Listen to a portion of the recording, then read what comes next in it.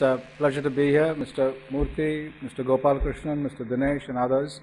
I'd like to start by telling you that what's been happening in the last decade or slightly more in India is the huge amount of research support which government agencies have poured in basic science. And that actually is a trust which the government and the people of India have put in to the view that the foundations of our future lie in basic science. Now, to carry out this trust, what's been happening is that there's been a rather impressive set of people, scientists, who have worked against heavy odds for two reasons. One, it's difficult to work in the infrastructure and context of India, but also the hub of modern science still lies in the West and Japan. And to be intellectually driven and to compete internationally is not easy. And several people have done that.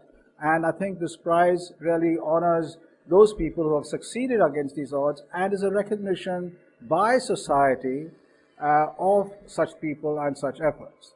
But in addition to doing that, it also actually puts huge demands on such people, because it's rather easy to say that you've done well in a particular difficult local context, but it's much, much more difficult to say that your work is relevant internationally no matter what context it's measured in.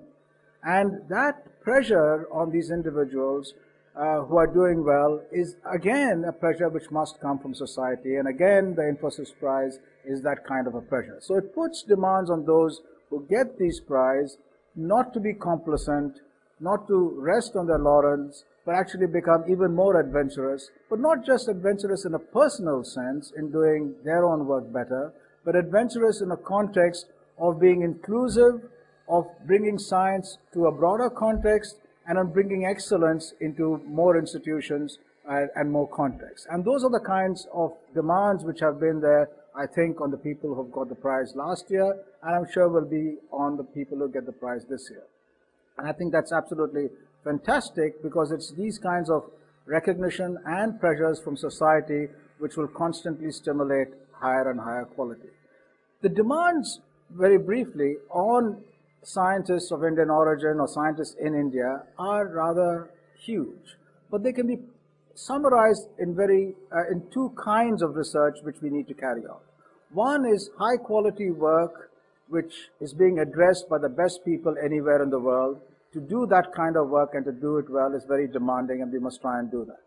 But the other is that in our context, our society offers interesting problems which again are world-class problems, which, for example, in epidemiology, in ecology, in how our society is to be organized, and these are very, very challenging intellectual problems. And if we address those problems again with the highest intellectual standards, we can excel and we can change our society too. So I think, once again, that these prizes are very, very valuable in both being a recognition as well as a stimulus for change, and I'm sure that change will happen. Thank you very much.